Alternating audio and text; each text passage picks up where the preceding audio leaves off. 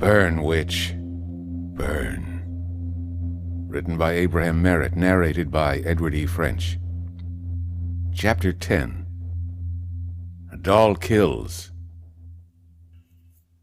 The balance of the night I slept soundly and dreamlessly. I awakened at my usual hour of 7.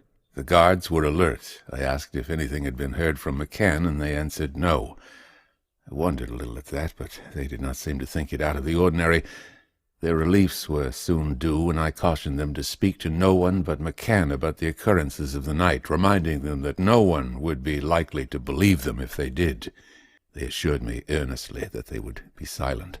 I told them that I wanted the guards to remain within the room thereafter, as long as they were necessary. Examining Ricori, I found him sleeping deeply and naturally. In all ways his condition was most satisfactory. I concluded that the second shock, as sometimes happens, had counteracted the lingering effects of the initial one. When he awakened, he would be able to speak and move. I gave this reassuring news to the guards. I could see that they were bursting with questions. I gave them no encouragement to ask them. At 8, my day nurse for Ricori appeared, plainly much surprised to have found Butler sleeping and to find me taking her place. I made no explanation, simply telling her that the guards would now be stationed within the room instead of outside the door. At 8:30, Braille dropped in on me for breakfast and a report. I let him finish before I appraised him of what had happened. I said nothing, however, of the nurse's little cap, nor of my own experience. I assumed this reticence for well-considered reasons. 1, Braille would accept in its entirety the appalling deduction from the cap's presence. I strongly suspected that he had been in love with Walters, and that I would be unable to restrain him from visiting the doll-maker. Usually hard-headed, he was in this matter far too suggestible. It would be dangerous for him, and his observations would be worthless to me. 2, if he knew of my own experience, he would without doubt refuse to let me out of his sight. 3, either of these contingencies would defeat my own purpose, which was to interview Madame Mandelip entirely alone, with the exception of McCann to keep watch outside the shop. What would come of that meeting I could not forecast, but obviously it was the only way to retain my self-respect, to admit that what had occurred was witchcraft, sorcery, supernatural, was to surrender to superstition. Nothing can be supernatural. If anything exists, it must exist in obedience to natural laws. Material bodies must obey material laws. We may not know those laws, but they exist nevertheless.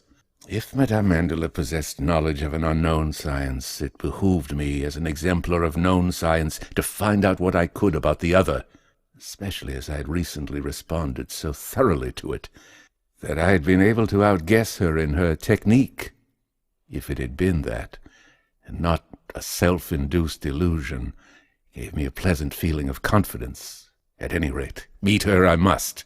It happened to be one of my days for consultation, so I could not get away until after 2. I asked Braille to take charge of matters after that for a few hours. Close to 10, the nurse telephoned that Ricori was awake, that he was able to speak, and had been asking for me. He smiled at me as I entered the room. As I leaned over and took his wrist, he said, "I think you've saved more than my life, Dr. Lowe. Ricori thanks you. He will never forget." A bit florid, but thoroughly in character. It showed that his mind was functioning normally. I was relieved. "We'll have you up in a jiffy." I patted his hand. He whispered, "Have there been any more deaths?" I had been wondering whether he had retained any recollection of the affair of the night. I answered, "No, but you have lost much strength since McCann brought you here. I don't want you to do much talking today." I added casually, "No, nothing has happened. Oh, yes, you fell out of bed this morning. Do you remember?" He glanced at the guards and then back at me. He said, "I am weak, very weak. You must make me strong, quickly." "We'll have you sitting up in 2 days, Ricori." "In less than 2 days I must be up and out. There is a thing I must do. It cannot wait." I did not want him to become excited. I abandoned any intention of asking what had happened in the car. I said, incisively, "That will depend entirely upon you. You must not excite yourself. You must do as I tell you. I'm going to leave you now to give orders for your nutrition. Also, I want your guards to remain in this room." He said, "Still you tell me nothing has happened?" "I don't intend to have anything happen." I leaned over him and whispered, "McCann has guards around the Mandelip woman. She cannot run away. He said, "But her services are more efficient than mine, Dr. Lowell." I looked at him sharply. His eyes were inscrutable. I went back to my office, deep in thought. What did Ricori know? At 11 o'clock, McCann called me on the telephone. I was so glad to hear from him that I was angry. "Where on earth have you been?" I began. "Listen, Doc. I'm at Molly's, Peters' sister." He interrupted. "Come here, quick." The peremptory demand added to my irritation. "Not now," I answered. "These are my office hours. I will not be free until 2. "Can't you break away? Something's happened. I don't know what to do." There was desperation in his voice. "What has happened?" I asked. "I can't tell you over." His voice steadied, grew gentle. I heard him say, "Be quiet, Molly. It can't do no good." Then to me, "Well, come as soon as you can, Doc. I'll wait. Take the address." Then when he had given it to me, I heard him again, speaking to another. "Quit it, Molly. I ain't gonna leave you." He hung up abruptly. I went back to my chair, troubled. He had not asked me about Ricori. That in itself was disquieting. Molly? Peter's sister, of course. Was it that she had learned of her brother's death and suffered collapse? I recalled that Ricori had said she was soon to be a mother. No, I felt that McCann's panic had been due to something more than that. I became more and more uneasy. I looked over my appointments. There were no important ones. Coming to sudden determination, I told my secretary to call up and postpone them. I ordered my car and set out for the address McCann had given me. McCann met me at the door of the apartment. His face was drawn and his eyes haunted. He drew me within without a word and led me through the hall. I passed an open door and glimpsed a woman with a sobbing child in her arms. He took me into a bedroom and pointed to the bed. There was a man lying on it, covers pulled up to his chin. I went over to him, looked down upon him, touched him. The man was dead. He had been dead for hours. McCann said, "Molly's husband. Look him over like you done the boss." I had a curiously unpleasant sense of being turned on a potter's wheel by some inexorable hand, from Peters to Walters to Ricori to the body before me. Would the wheel stop there? I stripped the dead man. I took from my bag a magnifying glass and probes. I went over the body, inch by inch, beginning at the region of the heart. Nothing there, nothing anywhere. I turned the body over. At once, at the base of the skull, I saw a minute puncture. I took a fine probe and inserted it. The probe, and again I had that feeling of infinite repetition, slipped into the puncture. I manipulated it gently. Something like a long, thin needle had been thrust into that vital spot, just where the spinal cord connects with the brain. By accident, or perhaps because the needle had been twisted savagely to tear the nerve paths. There had been paralysis of respiration and almost instant death. I withdrew the probe and turned to McCann. "This man has been murdered," I said, "killed by the same kind of weapon with which Ricori was attacked. But whoever did it made a better job. He'll never come to life again as Ricori did." "Yeah," said McCann quietly. "and me and Paul was the only ones with Ricori when it happened. And the only ones here with this man, Doc, was his wife and baby. Now what are you going to do about that? Say those two put him on the spot, like you thought we'd done the boss?" I said, "What do you know about this, McCann, and how did you come to be here so opportunely?" He answered patiently, "I wasn't here when he was killed. If that's what you're getting at. If you want to know the time, it was 2 o'clock. Molly got me on the phone about an hour ago, and I come straight up." "She had better luck than I had," I said dryly. "Ricori's people have been trying to get hold of you since 1 o'clock last night." "I know, but I didn't know it till just before Molly called me. I was on my way to see you, and if you want to know what I was doing all night, I'll tell you. I was out on the boss's business and yours. For one thing, trying to find out where that hellcat niece keeps her coop. I found out. Too late." "But the men who were supposed to be watching—" "Listen, Doc, won't you talk to Molly now?" He interrupted me. "I'm afraid for her. It's only what I told her about you and that you was coming that's kept her up." "Take me to her," I said abruptly. We went into the room where I had seen the woman and the sobbing child. The woman was not more than 27 or 8, I judged, and in ordinary circumstances would have been unusually attractive.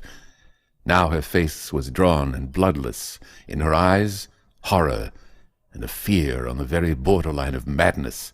She stared at me vacantly. She kept rubbing her lips with the tips of her forefingers, staring at me with those eyes out of which looked a mind emptied of everything but fear and grief.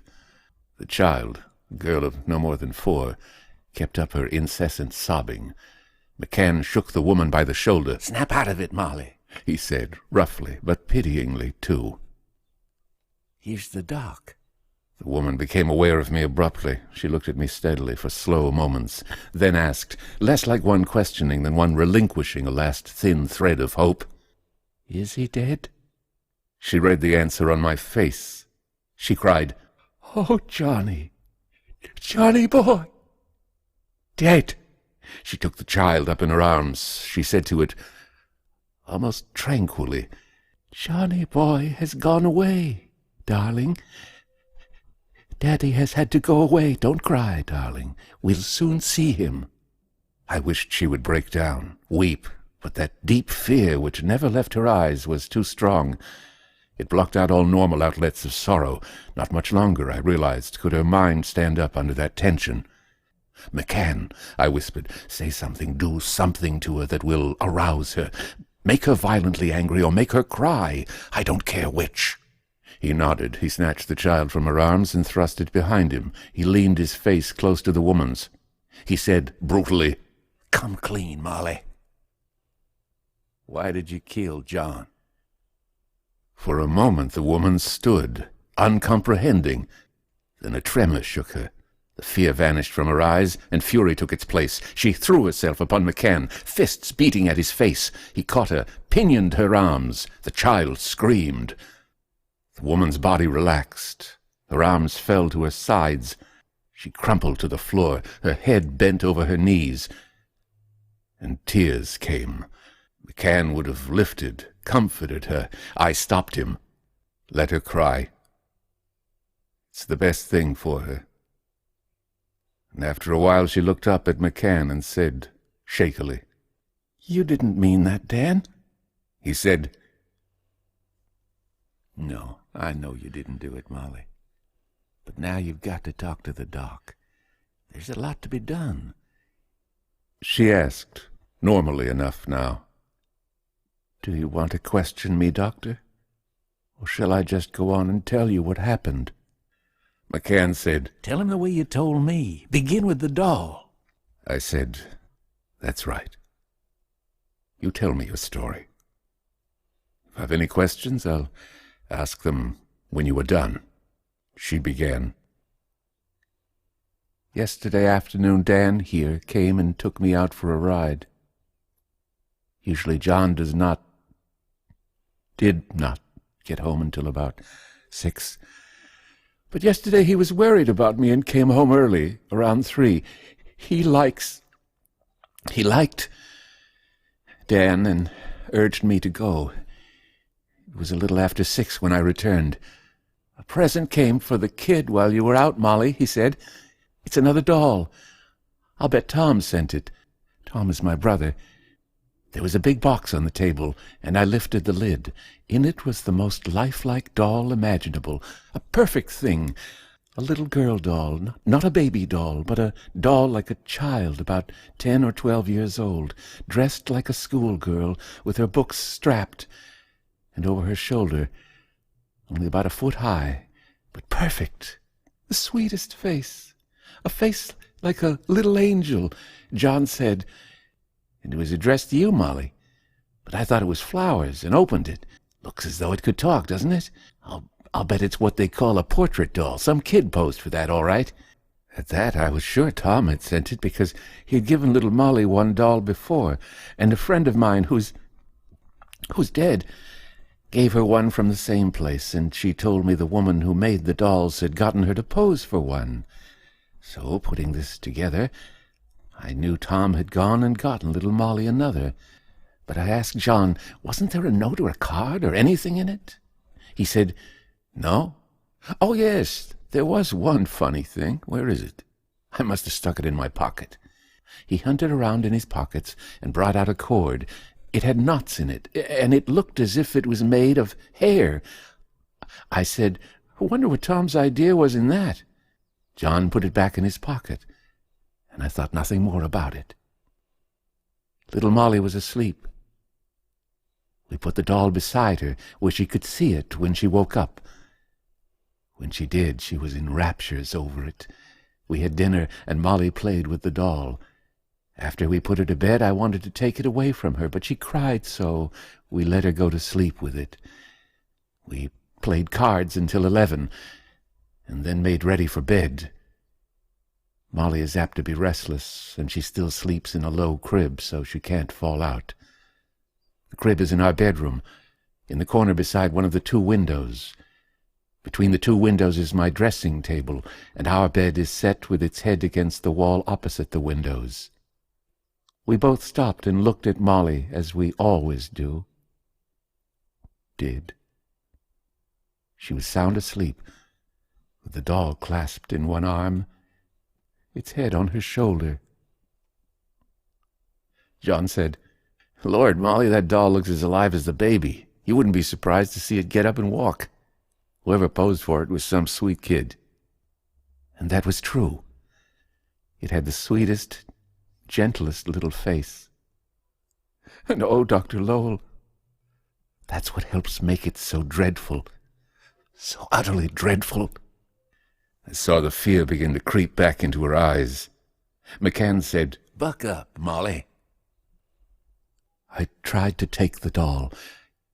It was so lovely, I was afraid the baby might roll on it or damage it some way. She went on again quietly, but she held it fast, and I did not want to awaken her. So I let it be. While we were undressing, John took the knotted cord out of his pocket. "That's a funny-looking bunch of knots," he said. "When you hear from Tom, ask him what it's for." He tossed the cord on the little table at his side of the bed. It wasn't long before he was asleep. And then I went to sleep too. And then I woke up, or thought I did, for if I was awake or dreaming, I don't know. It must have been a dream, and yet, oh God, John is dead. I heard him die. Again, for a little time, the tears flowed. Then, if I was awake, it must have been the stillness that awakened me. And yet, it is what makes me feel I must have been dreaming. There couldn't have been such silence except in a dream. We are on the 2nd floor, and always there is some sound from the street. There wasn't the least sound now. It was as though the whole world had suddenly been stricken dumb. I thought I sat up, listening thirstily for the tiniest of noises. I could not even hear John breathing. I was frightened, for there was something dreadful in that stillness. Something living. Something wicked. I tried to lean over to John, tried to touch him, to awaken him. I could not move. I could not stir a finger. I tried to speak, to cry out. I could not. The window curtains were partly drawn. A faint light showed beneath and around them from the street. Suddenly this was blotted out. The room was dark, utterly dark. And then the green glow began. At first it was the dimmest gleam. It did not come from outside. It was in the room itself. It would flicker and dim, but always after each dimming it was brighter. It was green like the light of the firefly, or like looking at moonlight through clear green water. At last the green glow became steady. It was like light, and still it wasn't light. It wasn't brilliant, it was just glowing, and it was everywhere, under the dressing table, under the chairs. I mean, it cast no shadows. I could see everything in the bedroom. I could see the baby asleep in her crib, the doll's head on her shoulder. The doll moved. It turned its head and seemed to listen to the baby's breathing. It put its little hands upon the baby's arm. The arm dropped away from it. The doll sat up. And now I was sure that I must be dreaming the strange silence, the strange green glow. And this...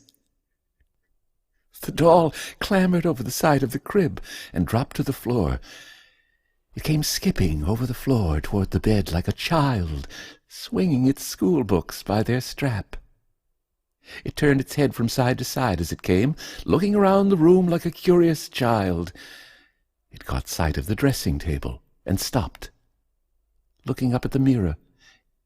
It climbed up the chair in front of the dressing table. It jumped from the chair seat to the table, tossed its books aside, and began to admire itself in the mirror. It preened itself. It turned and looked at itself, first over this shoulder, then over that. I thought, what a queer, fantastic dream! It thrust its face close to the mirror and rearranged and patted its hair. I thought, what a vain little doll! And then I thought, I'm dreaming all this because John said the doll was so lifelike he wouldn't be surprised to see it walk. And then I thought, but I can't be dreaming, or I wouldn't be trying to account for what I'm dreaming. And then it all seemed so absurd that I laughed. I knew I had made no sound. I knew I couldn't, that the laugh was inside me. But it was as though the doll had heard me. It turned and looked straight at me. My heart seemed to die within me.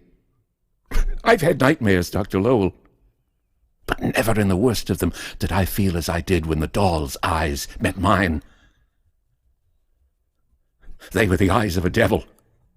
They shone red. I mean, they were luminous, like some animal's eyes in the dark. But it was the hellishness in them that made me feel as though a hand had gripped my heart. Those eyes from hell in that face like one of God's own angels.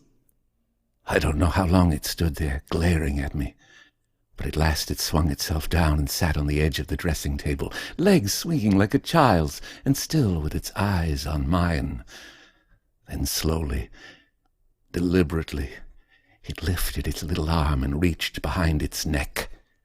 Just as slowly it brought its arm back. In its hand was a long pin, like a dagger.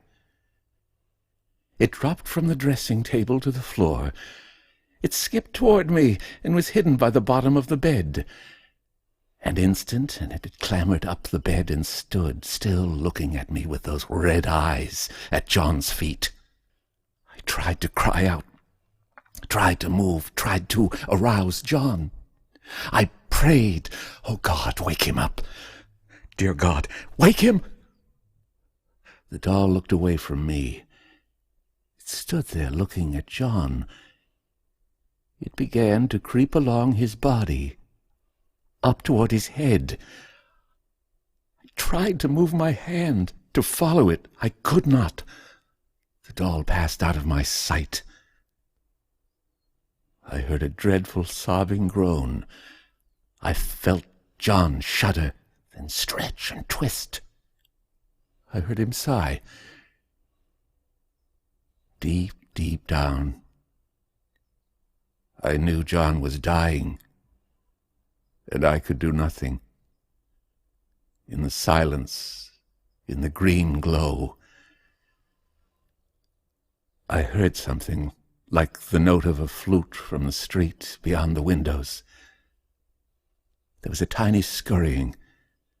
I saw the doll skip across the floor and spring up to the windowsill. It knelt there for a moment, looking out into the street. It held something in its hand. And then I saw that what it held was the knotted cord John had thrown on his table. I heard the flute note again. The doll swung itself out of the window. I had a glimpse of its red eyes. I saw its little hands clutching the sill. And it was gone. The green glow blinked and went out. The light from the street returned around the curtains. The silence seemed to be sucked away. and then something like a wave of darkness swept over me. I went down under it. Before it swept over me, I heard the clock strike 2. When I awakened again, or came out of my faint, or if it was just a dream, when I awakened, I turned to John. He lay there, so still. I touched him. He was cold. So cold. I knew he was dead. Dr. Lowell, tell me what was dream and what was real. I know that no doll could have killed John. Did he reach out to me when he was dying, and did the dream come from that? Or did I, dreaming, kill him?